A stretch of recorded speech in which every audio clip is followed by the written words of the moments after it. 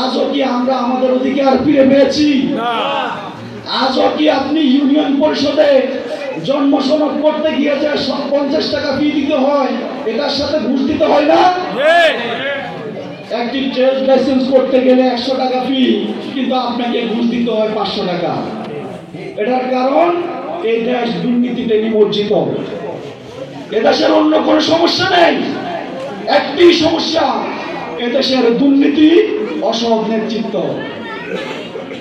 বাংলাদেশ জামাত ইসলামী এই যুগে প্রমাণ করেছে, আমাদের 2 জন মন্ত্রী এবং 20 জন সংসদ সদস্য বিগত 4 দলীয় জোটের সময়ে তারা প্রমাণ করেছে যে এই দেশকে সত্যিকার স্বাধীনতা দিতে বাংলাদেশ জামাত ইসলামী একমাত্র পারে।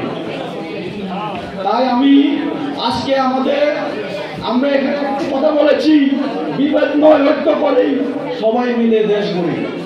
আজকে আমাদের চট্টগ্রামের গণমানুষের নেতা ডাক্তার সৈয়দ আব্দুল্লাহ মোহাম্মদ তাহের কিছুদিন আগে বলেছেন, 5 বছরের জন্য এই বাংলাদেশকে আমাদের কাছে লিজ দেন, এই বাংলাদেশকে সোনার বাংলাদেশে পরিণত করে দেব ইনশাআল্লাহ।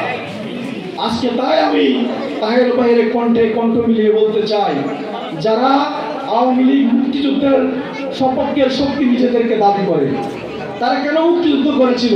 একটি সোনার বাংলাদেশ গড়ার জন্য। বিএনপি মুক্তিযুদ্ধের সপক্ষের শক্তি নিজেদেরকে দাবি করে, জিয়াউর রহমান স্বাধীনতার ঘোষক, তারা মুক্তিযুদ্ধের দল নিঃসন্দেহে। তারাও মুক্তিযুদ্ধ করেছিল এই দেশকে সত্যিকারের সোনার বাংলা হিসাবে দেখার জন্য। কিন্তু আমরা বিগত সময়ে আওয়ামী লীগ বিএনপি দুটি দলকে দেখেছি তারা দুর্নীতির কারণে পারেনি। আজকেও 5ই আগস্টের পরে বিভিন্ন জায়গায় চাঁদাবাজি, লুটপাট ইত্যাদির সাথে বিএনপির একটি অংশ জড়িত হয়ে পড়েছে। যদিও তাদের নেতৃবৃন্দ যারা এই কাজটি করছে তাদেরকে বহিষ্কার করছে, কিন্তু কাজগুলো তো হচ্ছে, তার মানে তারাও সত্যিকার অর্থে নিজেদেরকে পরিবর্তন করতে পারেনি।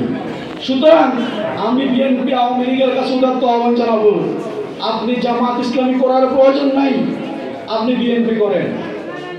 আপনি আওয়ামী লীগ করেন, আওয়ামী লীগ কি করতে থাকেন, জামাত ইসলামী করার দরকার নাই। কিন্তু এই দেশকে করার জন্য আপনি বিএনপি করেন, কিন্তু ভোট দেন জামাত ইসলামীকে। এই দেশকে করার জন্য আপনি আওয়ামী লীগ করেন, কিন্তু ভোট দেন জামাত ইসলামীকে।